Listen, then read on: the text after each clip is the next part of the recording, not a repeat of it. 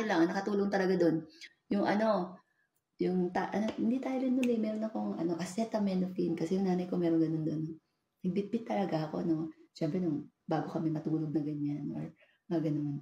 Lalo na kapag nag-order na siya ng wine sa aming room, no? Isip ko na ba kayo na? Mga ganun. First night naman niya. Uy, thank you, Bes, pag-join dyan, ha?